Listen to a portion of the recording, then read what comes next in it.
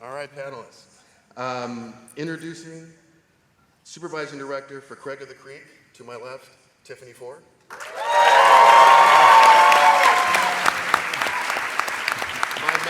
My man, creator of Mau Mau, Heroes of Pure Heart, Parker Simmons.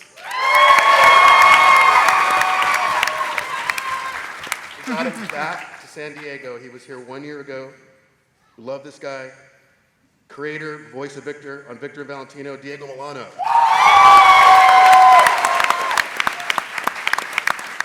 I've had the privilege of working with this person for many years on different projects. Person of many talents. She's our supervising director for Summer Cap Island, Nikki Yang.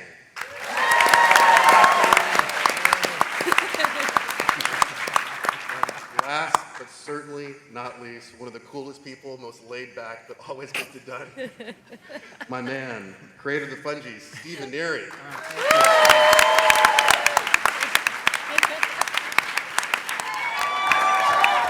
We have so much stuff to show you. But let's get into some questions with the panelists. Can we get a round of applause for the panelists now?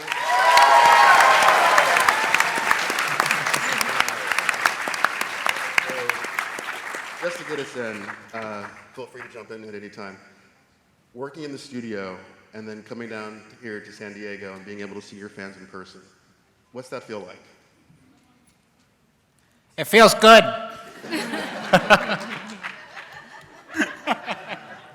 It's really heartwarming. We work in dark rooms all day, and we don't see you guys a lot, and we love you. We do it all for you. Aww. And so, I'm sure you all know that many people here watch cartoons, and they have their favorites. When you were coming up as a little youngster and getting inspired, what was your favorite cartoon? Do it, Diego. Do it. I don't know. I really liked Muppets and Sesame Street, and you know. Anyone else? Like Batman the Animated Series. Is the right room for that, right? Comic-Con? You guys, any David the Gnome fans out there? Yeah. Deep cut. Yeah. I feel like I liked baby shows for too long. I liked Blue's Clues for way too long. Steve taught me a lot about how to draw, and that's not a lie. At 20 years old, watching Blue's Clues. Proud. All right. So, last one. Why do the fans matter? Why do the fans? Why do the fans matter? Well, art is meant to be seen, right? So, if you make art and no one sees it, does it exist? Oh, no, it doesn't. So that's why fans matter. We need you. We need you. Parker Simmons dropping knowledge. Yeah. Awesome. All right. Well, now we're going to shift and talk to Tiffany Ford one-on-one, so everyone just act like you're not even here at all. So Tiffany, you've been promoted to supervising director on a show that we love to our very hearts called Craig of the Creek. And you've just recently been promoted to this position. Congratulations. Thank you. Can you tell us about the difference between being an exceptional storyboard artist and the position that you have now? I feel like the difference is very little. I think being a storyboard artist is so demanding, and I think that it really takes a lot of spiritual energy, creative energy to do it. And I think that being a supervising director kind of takes that role and kind of brings it to kind of a longer space where you're with the episode and story from its inception all the way till it's finished. I'm not gonna say it's death, but like from its birth all the way to its delivery. Yeah. Awesome. The full life cycle. The full life cycle. That's awesome. So what are the things on the show that you've seen kind of evolve over time? You've been there from day one. Yeah. And now we have season 2 airing right now on linear television and outlets everywhere, as well as Cartoon Network, the app. Download. How have things evolved over the past 2 years? 2 seasons. It's interesting. I think when I started the show, it was very much a story about these three kids, particularly Craig and his two friends, Kelsey and JP, and they like explore the creek and show you all the different ways that you can play in the creek, and they meet all these different characters and have all these really cool adventures. And as the story developed, as we started like really listening to each other on the crew and started seeing you, the fans, respond to us, it felt like we wanted to look at who these characters really were as people and their backgrounds, their families, and also who really are these people that they meet out in the creek. Those are real people too.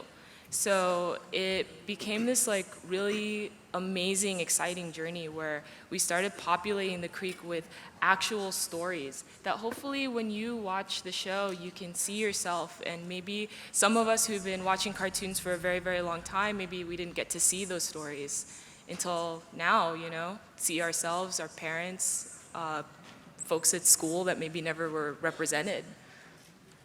Tiffany Ford getting deep. Wow. Cartoon Network. So, if you had one thing that you could share with your fans and the audience, people that may have not seen as much of the show as we want them to, what should they take away? What should they know about Craig of the Creek? Craig wants you to have fun.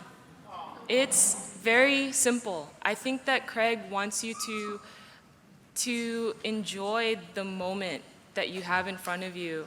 Craig doesn't, I feel like Craig kind of tells a story where you should just tap into exactly where you are, open your mind, accept the people around you, and have fun. And I think that that little bit of compassion goes a really long way, and I think it helps us tell the story, but helps us kind of be better out in the world too. All right. One last quick question, and then we're going to show you something really cool. So Tiffany Ford, what can we expect in the future of Craig of the Creek? What can you tease fans? We got baller content. We got a Halloween episode. We got a Thanksgiving episode. We got a musical episode. You get an episode, and you get an episode, and you get one too. You way in the back, you get one. We got special guests. We got special songs. We got special food in the episode because it's Thanksgiving. It's gonna be really tight, and you're gonna go, ha ha ha, that was so funny. I hope you love it. Just to let you guys know, Craig of the Creek was just renewed for a third season.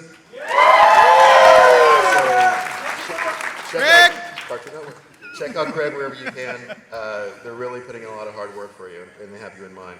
So new episodes of Craig of the Creek will continue through August. Continue checking it out. Now let's transition to my man Parker Simmons. What? Me? Creator and one of the main voices on Mau Mau, Heroes of Pure Heart. So it just premiered a few weeks ago. Parker, how does it feel to have a show on Cartoon Network? It feels great. I feel whole. And yet still so empty. That nothing will ever, ever, ever make me fully happy. Why, Conrad? Sorry, keep it light? Okay. I got it. I'll keep it together, The Parker. takeaway is you're really putting a lot into the show, Parker. What? You're putting a lot of yourself into the show. Yeah, absolutely. And I think more than just myself, it's the entire crew. It's the writers, our director, even our assistant editors. It's the actors when they're ad-libbing. Like, it's a pure joy for us to finally all be working together on something that we really, really want to make. So yeah. So, as it just premiered 3 weeks ago on Cartoon Network in the app, check it out. Can you tell us about the show, Parker? I can tell you about the show. Perfect. Let me tell you all about Mau Mau, Heroes of Pure Heart. Mau Mau, Heroes of Pure Heart is about three adventuring pals. You got Mau Mau, who's a crazy, explosive samurai cat sheriff. That's a lot of things at once, but I promise it works. His best friend is a cyborg badger, and he's real, real sassy. And then they have a cute little deputy named Adorabat, and she's everything in this world. And she's very, very sweet and weirdly violent, and maybe should see a child psychologist, but she's having a good time. That's the show. Fantasy, adventure, battles. Awesome. Lots of action. It's so funny. So, Parker, can you tell us a little bit about what inspired you to make this show? Yeah, so I've been working in animation for a pretty long time, and there came a point where, there was an opportunity to finally start pitching stuff and thinking about making my own thing, and I thought, what would I want to do? And I just drew. And so I've been an animator for a long time, and I was like, well, I know what I don't like to draw, because I've had to draw it a lot. What do I like to draw? Swords, fun animal creatures, crazy robot stuff, cute little things, and then it all just kind of spiraled out from there, and I talked to friends about it, and it kept building and building until, we really had all the pieces of, wow, this is something that, not just I want to make, but we all want to make together. Now, you're doing a really great job, and I think the fans are responding to it. Curious, and many people may not know this, but the show smacks of like an 80s vibe. Yeah, there's a little 80s, a little 90s. I think when we were, first developing it, someone put it really, really well. I don't know who this person is, uncredited Tumblr user, but you're a hero. They said Adventure Time is a tabletop RPG, and Mau Mau is a 90s JRPG. And I think that's 100% accurate. That's sort of what we're drawing from. And, there's a lot of sort of tropey stuff, too, where we play with, like, weird portmanteau names. Like, Badger Clops is not clever. It doesn't fit together. It's just Badger and Cyclops awkwardly mashed. So there's a lot of that sort of, I feel like that is where the 80s and 90s lived. And bright colors. Love bright colors. And so, again, since the show just premiered 3 weeks ago on Cartoon Network, what can we expect in the future for Mau Mau? You can expect to get real excited. You can expect to laugh. You can expect to get real sad. My favorite thing in the world to do is make you laugh and then make you feel real, real bad for it. So they're like, that's real funny. And then, oh no, it's because Dad didn't love him? Oh, I shouldn't be laughing at this. It's like, yeah, think about it. It's funny. It's very funny. No, it is a very, very, very, very funny show. So I think, as the season continues, you get more and more lore and backstory and excitement, and your burning questions will be answered. So for burning questions, I have one more. I don't know if everyone knows this, but Parker he's a man of many voices, including the voice of Mau Mau.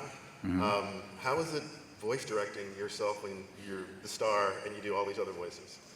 It's very difficult because I'm a difficult actor, and I'm very demanding, and I'll be in the booth, I give a read, I'm like, it's time to roll, gang, let's go. Parker, no. Take it from the top, pal. What are you talking about? That was excellent. No. It's not going to work for me. And then it becomes a whole thing, and a lot of people stare at me. I feel really bad. Such a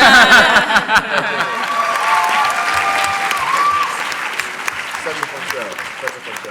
So I made a humongous mistake, so I want to just bring something back to my dear friend Tiffany Ford. She has, we have an amazing global shorts program at Cartoon Network where so many of these amazing talented panels have been part of. We have so much great stuff coming out years ahead, and it takes so much work and dedication and passion and forethought about the fans to make some of this great content. And so I want to bring it back to Tiffany, as she not only is a supervising director on Craig of the Creek, but she has another show in development. Can you talk about it? Yeah, sure. I have a show. May I say the title? You may. Okay. 'Cause my boss is over there and he's nodding. Oh, so good. it's okay. I have a short in development at Cartoon Network. It's called Greetings from Samson. And, oh, thanks. And it's been a really fun, amazing ride to get this to you. Awesome. Can you tell us a little bit about it? I can tell you. Just a little. Sure, okay, well, it's a show about being yourself. It's a show it's a show about small victories. Awesome.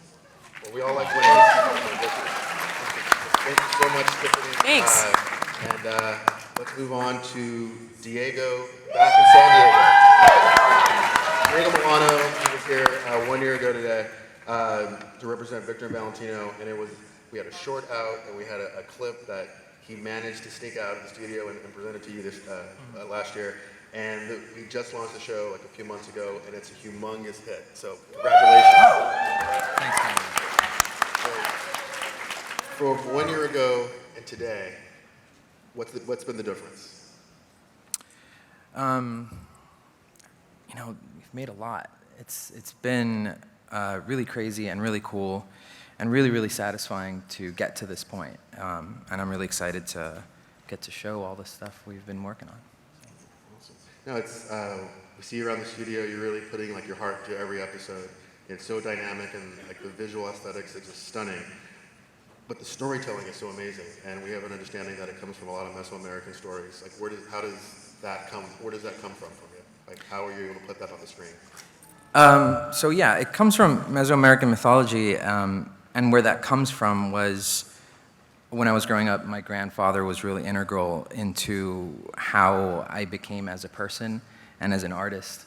And he was really, you know, a really smart guy, and he traveled the world and would tell me about everything.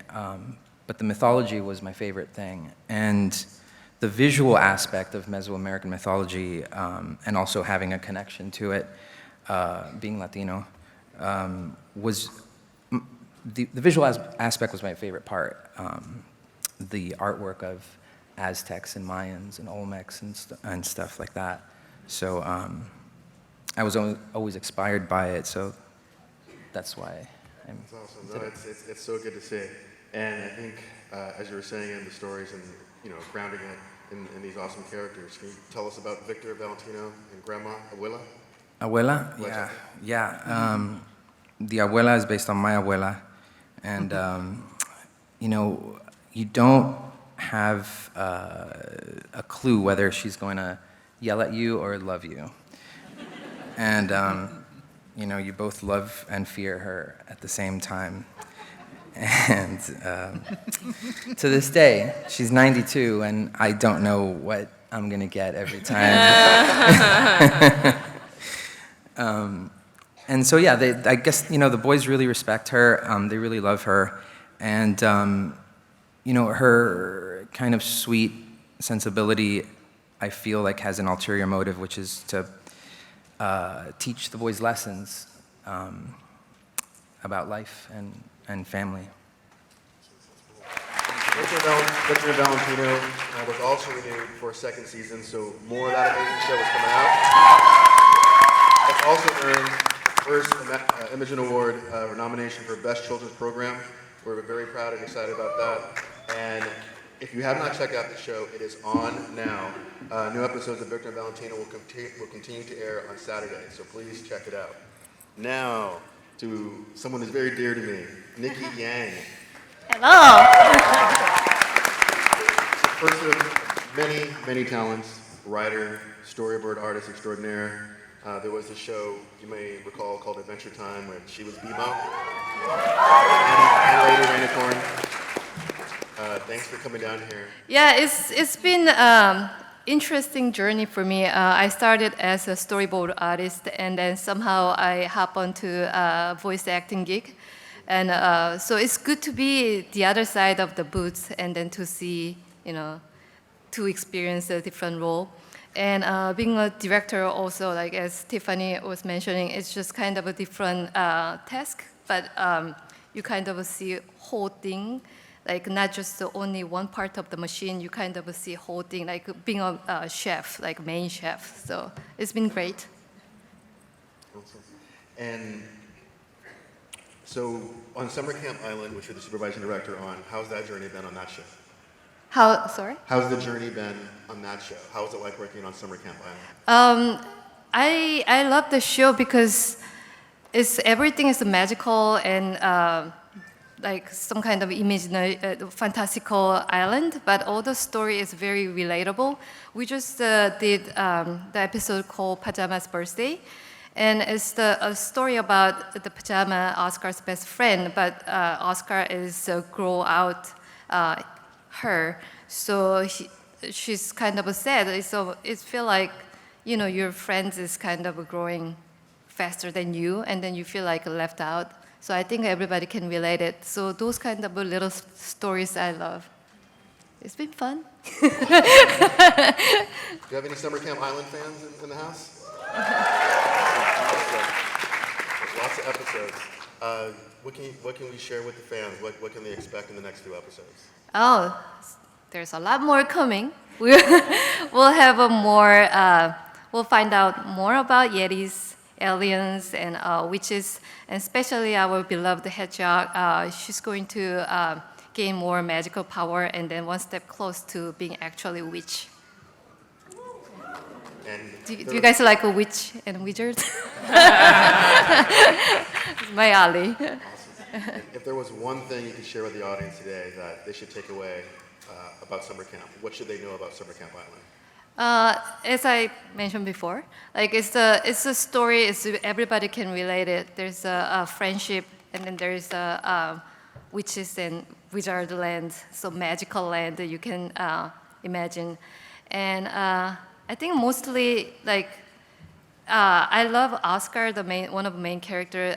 He just loves hedgehog as a friendship, and then their friendship is stay forever.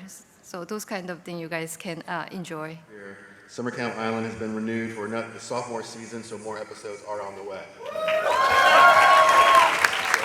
We're not done with Mickey. Oh no, we are not done. So, as you've also been someone that's gone through our Amazing Global Shorts program, and you have a project you've been working on. Can you tell us about this? Sure. It's called Wild Help. Yeah, there's nothing show up in open. Oh yeah, okay. It's about Jelly, who's in the middle. He's the only one looking at the camera. He's the tiniest employee in the it's a help center called Wild Help, run by 2 witches, and all employees animals. I've been working on this project for almost 3 years, and there was up and down. There's a self-doubt. There's a crying, but in the end, we finished it, and I'm so proud of it. We submit many festivals, and hopefully it will turn out some show, and then hopefully I come back as a creator in this place. That'll be awesome. Awesome, very good. So, as I said, Nick is a person of many talents. She's also the voice of Lil Lemon on the Fungies. So as I pivot to my man, Steven down there, we did not forget about you. You're just very cool. Oh, I'm having a great time. Steven Neary of the Fungies, everyone. Steven Neary. So news has just announced that the show's been picked up. How excited are you? I'm really excited. See? Told you. Can you tell us about the show? Yeah, the Fungies is set on prehistoric Earth, and it's about a town of colorful mushroom people. They're called Fungies. And there's one fungi in particular named Seth. He's 10 years old, and he loves science and exploring, and he wants to tell everybody all about it. And he gets in a lot of trouble with his older brother, who's very artistic and has a mustache. Pascal, that's right, Tama. And thanks, Tama. And it's all about kind of sincerity and learning these lessons. So he's always very excited, and he gets in trouble, but he learns a lesson at the end of the show. It's kind of like a throwback to 90s cartoons. We wanted to like reboot a cartoon that never existed, if that makes sense. So you've also come through our Global Shorts program and made it to having your own show. Can you tell us about that process and just the growth and experience and how you're feeling today? Yeah, it's amazing to see a show grow. I was working on this other show, Clarence, for a long time, and thanks, guys. Thank you. And the whole time I'd go home at night and I'd work on this other project. Just if I could do whatever I wanted, here's what I would do, and not draw backpacks so the characters are hollow. They can store stuff inside their bodies, stuff like that. But yeah, and then you just kind of, you have this sandbox and you just play with characters and you just figure it out along the way. So it's great. So, as you're the captain of this show, what can you tell fans that's coming up? Like, what can they expect about the Fungies? The Fungies are sincere and weird at the same time. So they're really playful. They can pop their limbs off and on, and they can store stuff in their bodies. They can take their eyeballs out.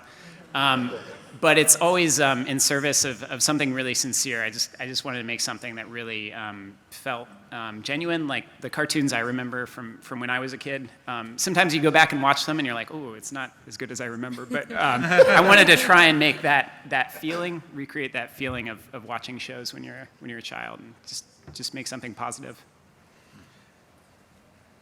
What you're saying, it's so amazing. We've never seen anything quite like that. So I really can't wait for the audience to be able to check it out. But what's the inspiration for this show come from, Steven? I mean, this is so different. So. Yeah, I was up late at night researching on Wikipedia anything. I was looking at these things called prototaxites. They're like large fungi that covered the Earth 400 million years ago, and I didn't know about them. So I didn't know anything about that either. Yeah, but in the Devonian area, I guess they shaped a lot of the early Earth ecosystem. I can see I'm losing everybody, but that just made me think about being a kid and what it's like when you're kind of figuring stuff out for the first time. And me and my siblings, we would just run around the suburbs of Indiana getting into trouble. So we were the Nearies, and this is the Fungies, I guess. That makes sense. Now, time for Q&A. So this is a question for Parker Sinden. What? Yep. Hi, I would love to hear it. Yeah. So I just want to say I love the show ever since it came out, even from the original pilot. I wanted to know what it's like developing a character so interesting as Mao Mao. So interesting. I'm going to try to answer this delicately. Mao Mao comes from a very personal place in my heart. I think that's the best I can do. I don't want to say Mao Mao is me because that's not true, thankfully. I'm very happy to not be him because he's got a lot of problems. But a lot of the problems he has are also mine. And it's easy to draw from that. And I think most creators, artists do that. Tiffany was talking about it earlier with Craig. Like, you want to put, a piece of yourself into everything that you make. So you when you're writing stories, you draw from that well, whether or not it's literal and one-to-one. That's part of what makes, any character that feels sincere and interesting feel that way because it comes from a real place. So, yeah. All heart. Thank you. Do you want a sticker? I got a big stack of Mao Mao stickers. I would love a sticker. All right. Thank you so much. Next question. Hello there. I think you can probably guess who this question is directed to. Okay. What's up, Badger Clubs? Hey, don't forget the doorbat. A doormat, what's up? So My favorite deputies. I absolutely love the world, as the previous person said, but my question is, how do you come up with some of the mashing of the different characters, like Orango Snake and Batarang and all that? I'll be honest, we sat in a room and thought, what are the dumbest names we could come up with? And I think, especially with, I think Orangutan was there early on, and I know some people have been like, he's a cobra and an orangutan. Why don't you call him Cobrangutan? I'm like, no. That's clever. It's better if it's not clever and it's orangutan and, Badger Club. Ratarang is not bad. We should change it. But I have to say, the one that takes the cake is Boss Hostridge. Yeah, that was the one that we got, I think, while we were in a room writing and coming up with stuff, and I think somebody had pissed out. We were just coming up, animal, cyborg part. And I said, also, he's a southern gentleman like Boss Hostridge. And we started laughing, and our supervising director, Mike Maloney, went, no. And I was like, yeah, he's going in. Thank you so much. Awesome. Thank you. Come get a sticker. Bring it on. All right. I got prizes. Next question. Right over there. I have a question for Diego. Hey. I love Victor and Valentino. Growing up, I watched a lot of El Tigre, but in your show, El Tigre has superpowers, but in this show, it's just two boys. what difficulties do you have writing for just normal human boys getting out of supernatural encounters? I would say it's really fun. It's fun because it's difficult. Yeah. And you know the workarounds. It's fun to find workarounds. I love Del Tigre and I love Jorge, the creator. But yeah, it's fun because it's hard. Yeah. Thank you. Thank you very much. And my question is, how are you able to give that show an anime style of animation? It's very hard. It's very hard, and there's a lot of late nights and a lot of going into the files ourselves and cracking them open. But I'll say this: it comes not only from my own personal love of anime and JRPGs and that stuff, but it comes from a collective love of the crew. And I'll be honest, they put stuff in sometimes that I don't recognize, and months later, someone's like, look at this Gurren Lagann reference, and I go, I didn't approve that.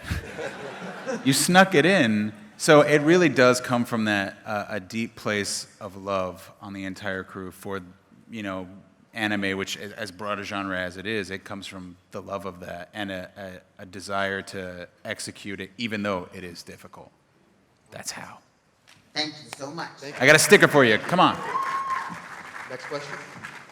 I have a question for everyone. What was your favorite show to work on besides yours? Steven, want to jump in on this? Clarence, that show is crazy. That's fun. Put a lot of weird stuff in that. How about you, Nikki? Clarence, we actually met. We were board partner for 3 years, and then we met Tiffany and the Clarence too.